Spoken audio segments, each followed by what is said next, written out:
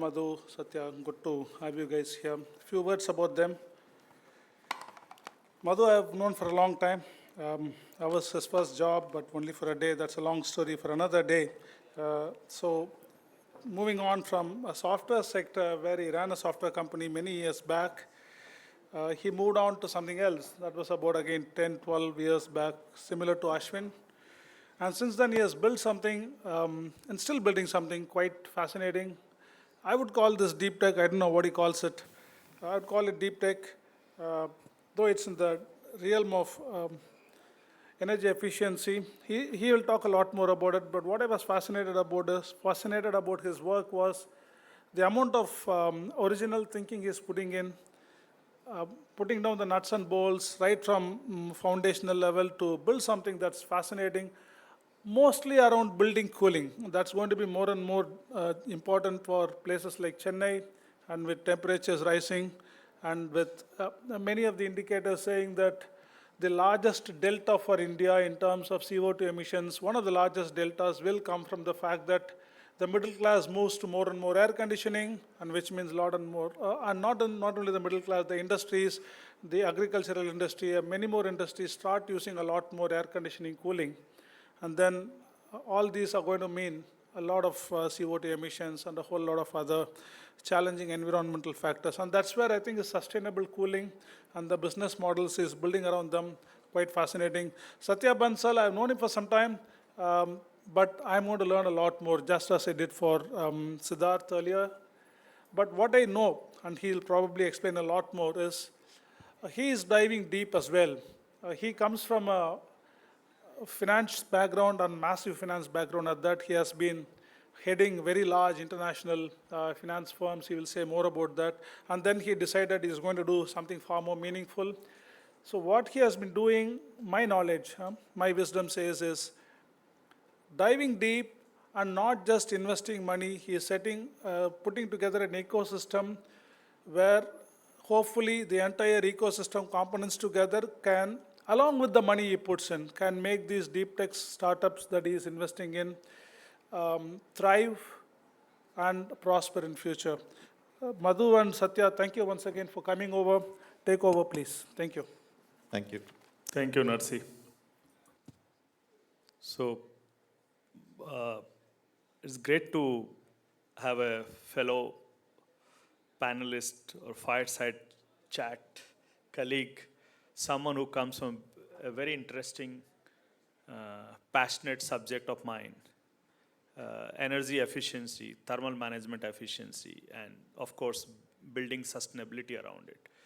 Whatever little I know about Madhu is that he's someone who is able to bring the technology to the real sense.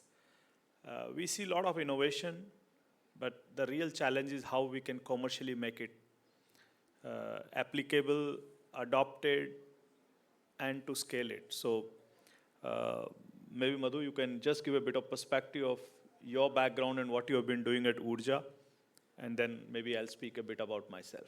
Sure. Thank you. Thank you for having me. We provide sustainable, energy efficient cooling and heating primarily for buildings, all kinds of buildings. We do commercial buildings, auditoriums like this. Sometimes people like A.R. Rahman find the noise that you are hearing of the AC as pollution. So we adapt technologies so that you don't have noise pollution. There are airports, military barracks, you name it. Whoever is shown interest and come to us, we have delivered it for them, both from a heating and cooling point. There's a bunch of technologies we use, radiant cooling, geothermal cooling, solar, structure cooling. I can go on and on.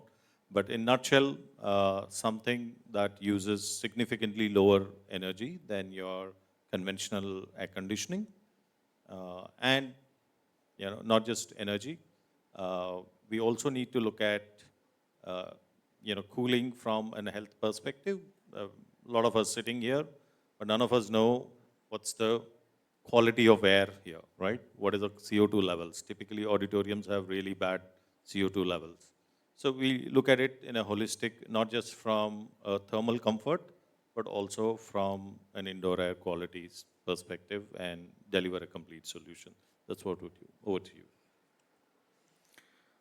Thanks, Madhu. So a little bit background of mine. I represent Blue Ashwa Capital, a venture capital fund founded by me about 5 years back when I left my banking career after spending close to about 28 years.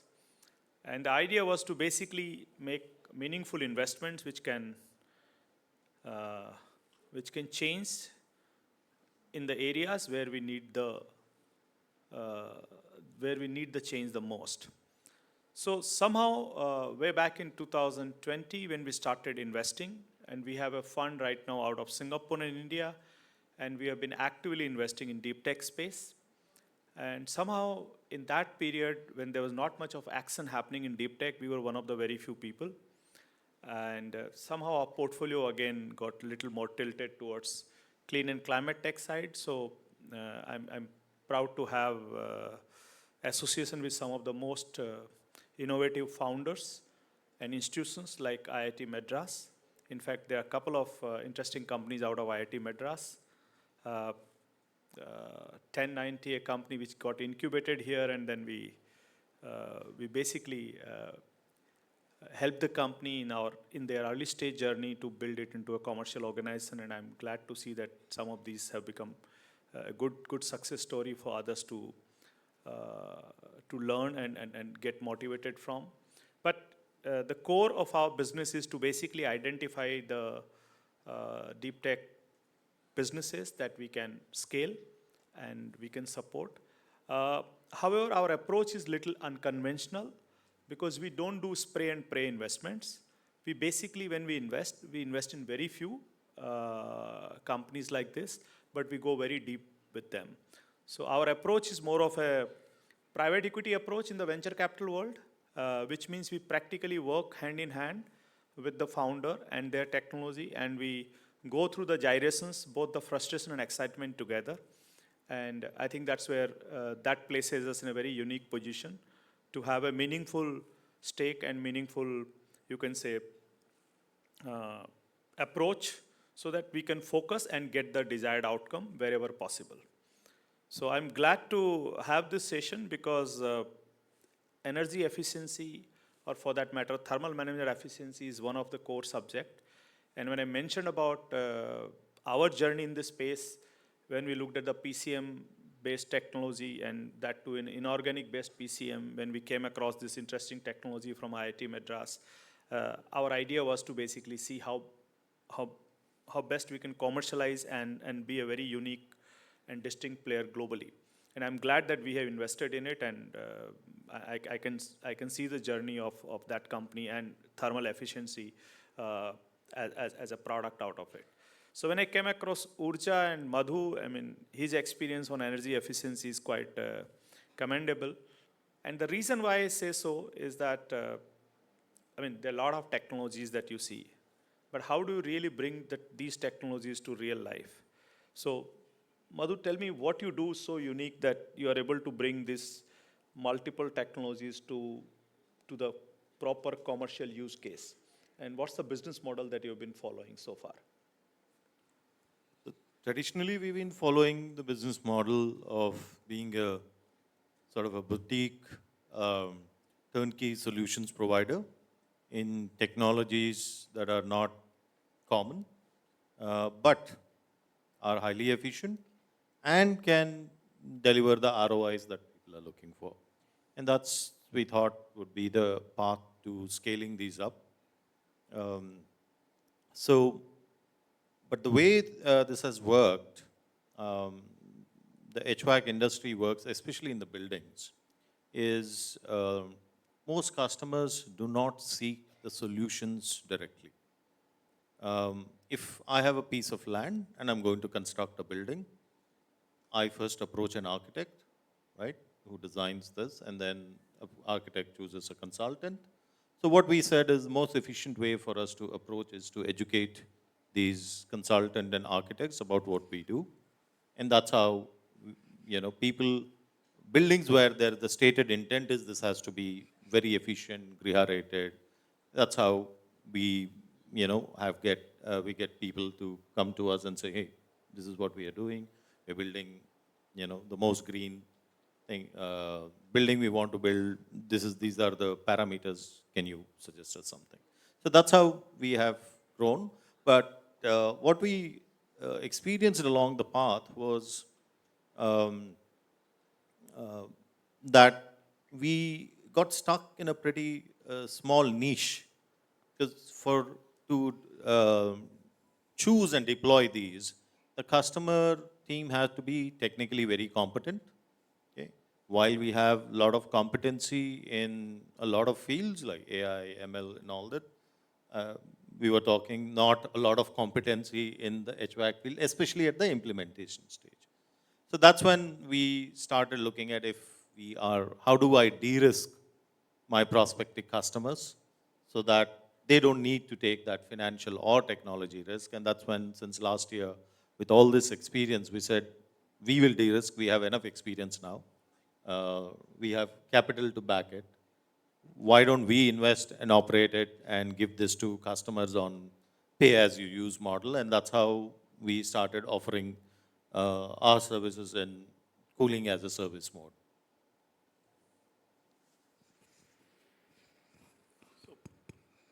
Yeah. So this is this Capex to opex is now becoming a good model to adopt in many use cases in climate related businesses.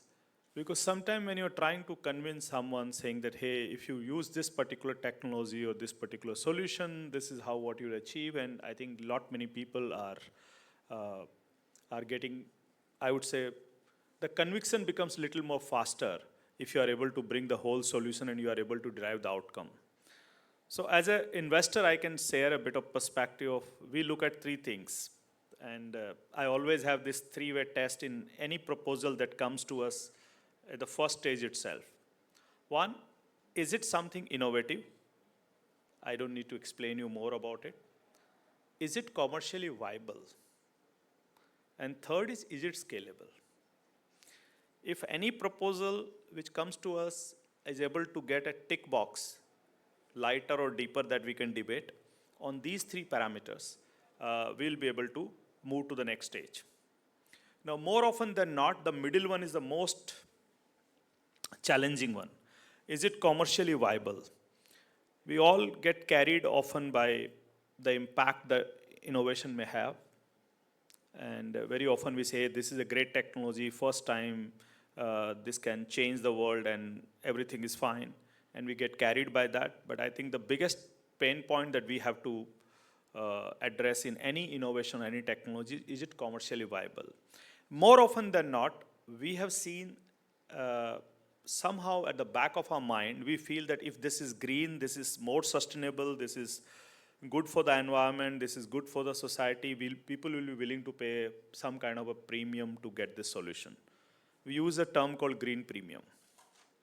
And somewhere at the back of our mind, more often than not, we have some green premium built into new technology adoption to have that sustainability kind of a feel.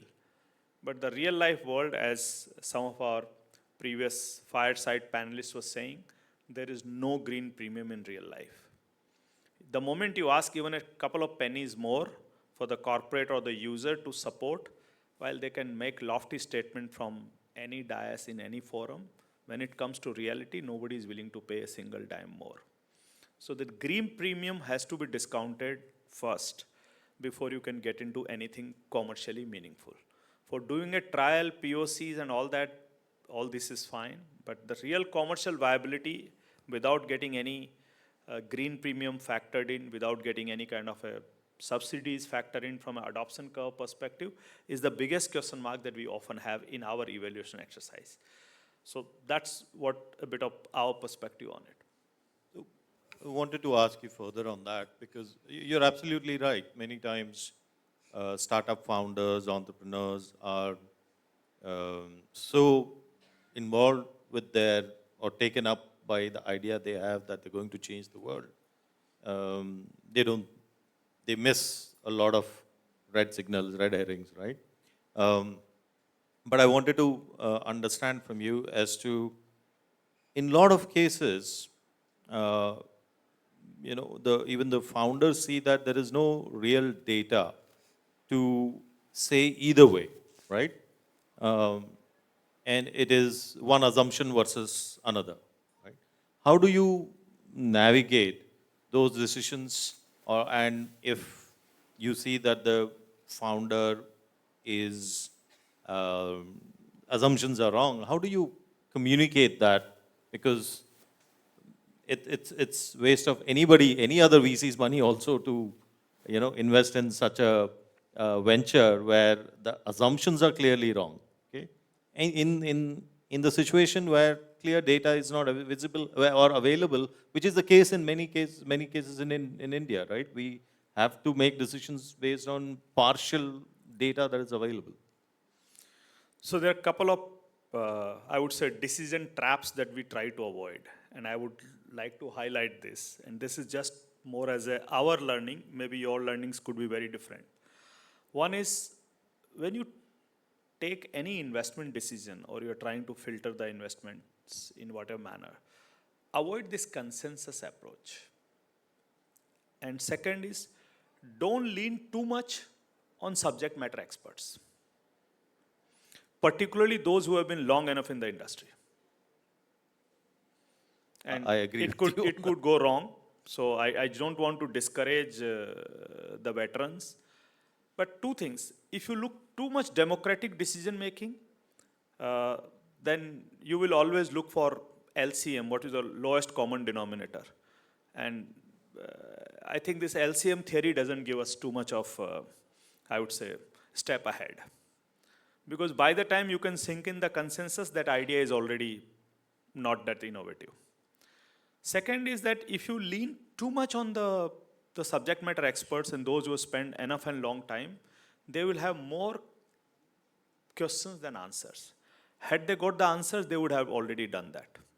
So, yes, you can still ask them. They will ask all the right questions, but you don't need to really get guided only by their view. So, this is one trap that we try to avoid.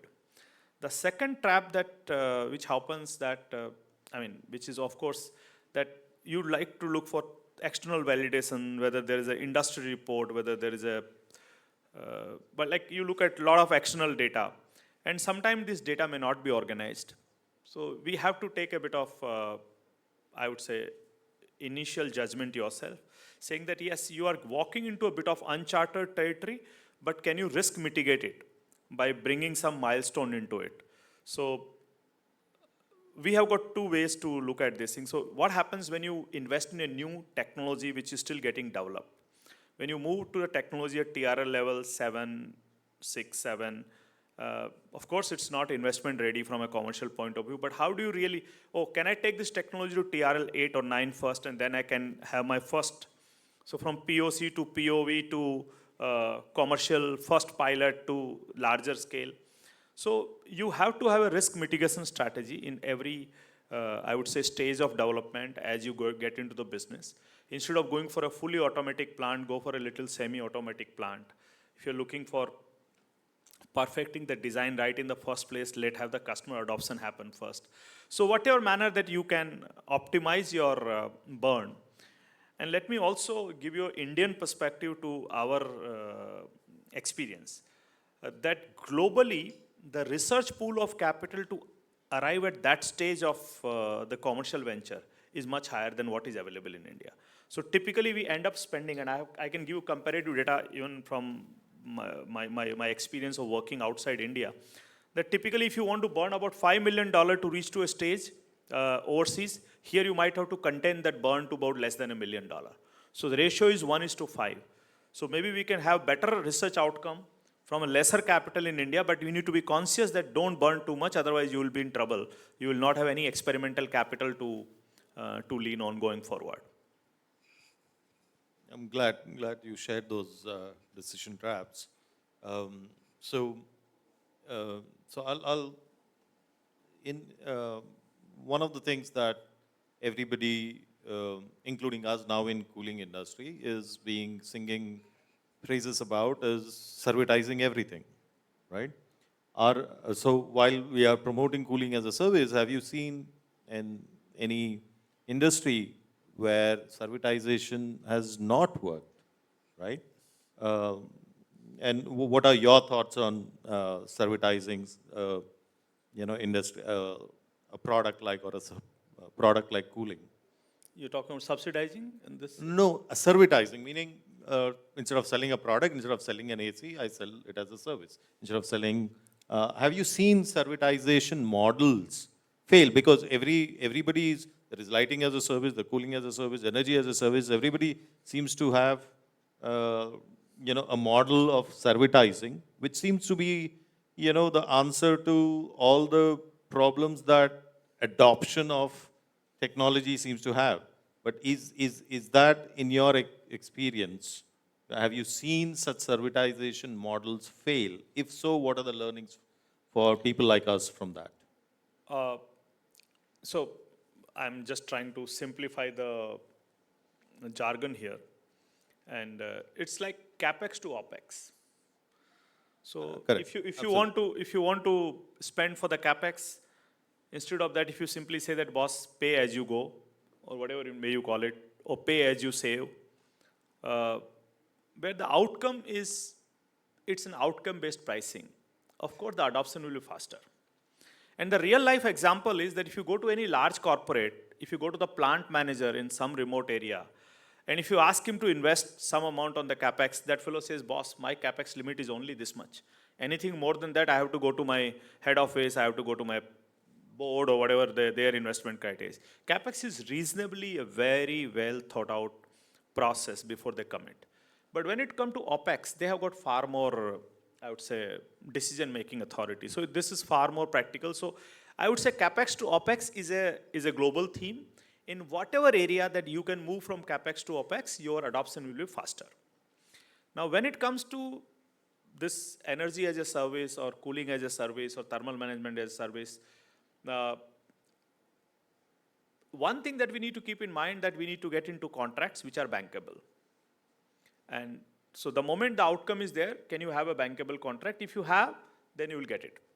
So in our experience of the startup that I'm currently invested in, where they also have a cooling as a service for the mid-mile and the last mile, or thermal management as a service, yes, we are getting paid for the outcome that we deliver.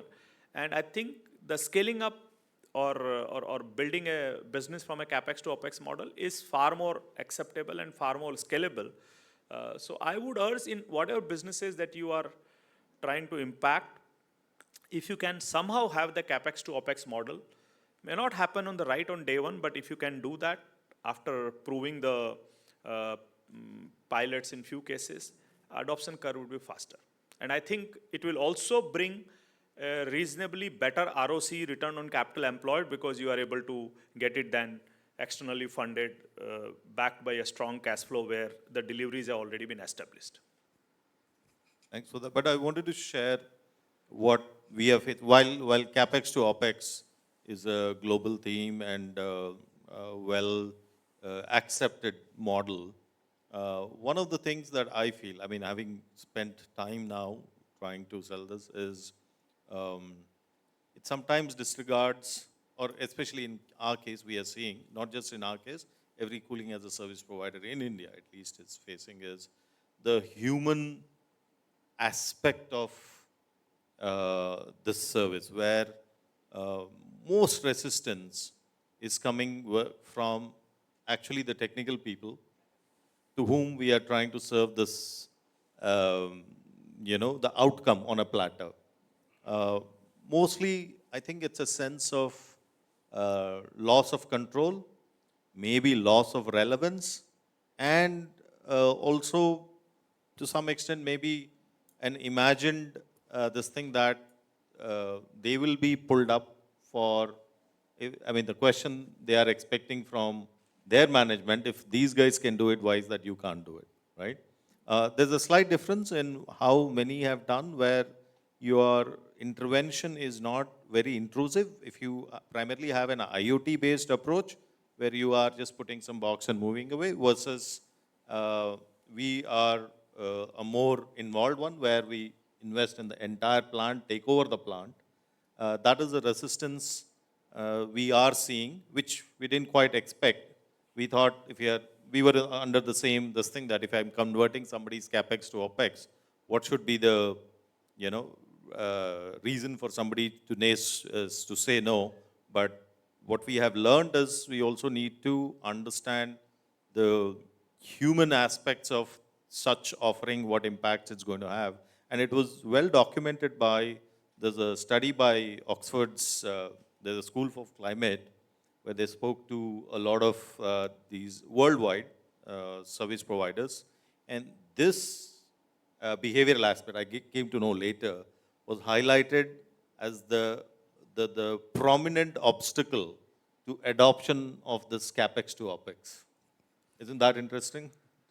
Very good. I would say this is a great problem statement to identify, but maybe the solution lies somewhere in other industry. I remember having got the same challenge way back 10, 12 years back. Most IT companies used to have it because whenever you go for outsourcing, you're trying to displace somebody who is already working within the company. So I think there was a bit of learning, and learning was very commonsensical, that instead of outsourcing, you insource those guys within the organization and then try to bring the efficiency.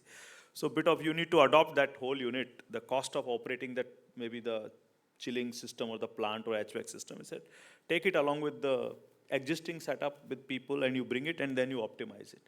Because if you go head on with them, they will not allow you to do it. And of course, you don't have too much of credibility at that stage. You have got more of a promise. So build the credibility and then you deal with the people. And maybe those experienced people can be very handy from a talent pool perspective. So we have to maneuver it. I think we face this resistance every now and then.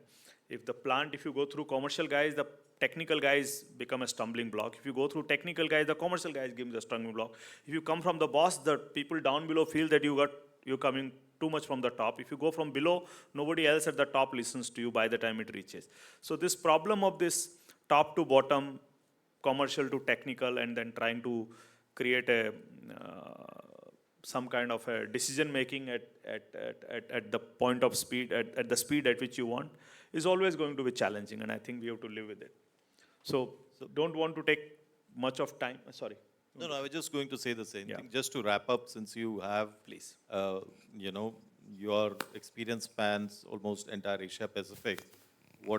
Maybe you can share what are the trends in this space that you are seeing in terms of broad climate tech, if you have to get out of cooling in broad climate tech, and what are the areas of interest for you, so that there are, a lot of startup founders here, I hope, who may get in touch with you, knowing where your interest lies, and where do you see climate tech opportunities coming from? So as an investor, we are more interested in innovation-led investments, and I would be open to look at any of the interesting opportunities that we can look at. As I mentioned, I'm again repeating it, 3 things: innovation, commercial viability, and scalability. These 3 boxes have to tick. Let me give a bit of perspective when I've interacted with a lot of global investors. So far as this climate tech, investment is one of the most abused world, in the sense that today, if you look at the portfolio of all climate tech investors, more than 90% of the portfolio, and more than 90 could be anything, by the way, more than 90% of the investment today lies in only the renewables. Everything else does not even add up to 10%. So first of all, this is a bit of challenge that we all have to deal with. Second, there has been a lot of investment in early stage. I think the scaling up the businesses that it requires, that it get into a meaningful scale, is still something that we all need to grapple with. One of the challenges that we have is the adoption cycle in any innovation that you have it, and for that, I think investor and the technology partnership to now move to an industry partnership. And this has been happening at a very, very slow pace. I know so many cases where the founder has got so much of fatigue. The corporates, I must tell you, today I can even name the corporates. They are all the big daddies in India, and they call the founder 7 times in the name of demo. Sometimes this guy wants to do it, sometimes this guy wants to do it. And the founder has spent maybe unreasonably large amount of money just to travel and be there for 2 days and trying to demo it. And they don't even give any meaningful reimbursement that fellow can survive. So they have to eat out of their equity. And then they take so much of time, and then they keep they keep talking big about from the platform saying that, hey, we support innovation and all that. I said, bullshit. If you genuinely believe it, then whatever you like, at least start supporting it. I'm not expecting you to do anything beyond a point, but at least feel for it, because this fellow is also spending good amount of personal or investors' capital. So I think the adoption curve in the industry is something that needs to definitely improve. I think the academia investor collaboration to an extent has come, but academia investor and the industry collaboration has to take a reasonably good shape on the ground. Forget about what's being claimed. The second piece that we need to keep in mind, that the scale-up capital right now is limited. So we need to bring in more Series A, Series B, Series C companies, Series C. That needs to scale up.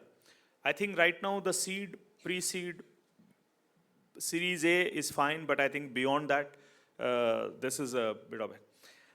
I can share a bit of experience of having invested in a very early stage way back in 2010 when the climate tech was not at all in the scheme of things. I used to visit a lot of IITs during my days when I used to work for a global bank. And in one of the IIT visits, I came across an interesting company which was into carbon capturing side. It's a company called Carbon Clean Solutions, CCS, out of IIT Kharagpur. And I think I can write a whole thesis of my experience working with the founder and getting the adoption curve. But one thing, I mean, we went through n number of challenges, excitement, frustration, survival issues, but one thing that I must give the credit, somehow they got this global grant of 5 million pounds, 5 million euros, with one condition. Okay, that this company has to shift its headquarters from India to UK. Money was the only criteria that was luring the company and the founder. So finally, we ended up shifting the base of the company from India to UK. And today, that's maybe one of the most successful deep tech startup India has produced in the climate tech space. It's all homegrown, my friend, here in our IIT ecosystem. But because 2010 may be too early, I don't think the scene is very different today when it comes to very, very serious investors. Yes, things have improved a lot. IIT ecosystems have improved. A lot of investors have come in. But I'm telling you, we ended up losing that home base of that company just because we could not get that right support at that point in time. And I must tell you that it was not that the company was less exposed to any of the top 20 corporates at that point in time, but nobody was able to take any decision in any meaningful manner that the company could even cover the travel cost. So I must say, if you are part of the industry, please push them, be sympathetic, at least be quick enough to respond and help in the adoption curve in whatever manner, provided it's commercially viable. I'm not asking you to give any charity whatsoever. Don't bring the impact. Keep the commercial mind. Just be a little more adaptive and responsive. Thank you so much. Thanks. Let's wrap up with the thought that such things don't repeat here onwards. With support from all of you and the industry. Thank you. Thank you for your insightful session. Now I request Mr. G.S. Soundararajan from All Delight to come and present the memento to our speakers. I'm sure this was one of the bestest interactions we had today. Thank you. We are very happy to hear your interaction.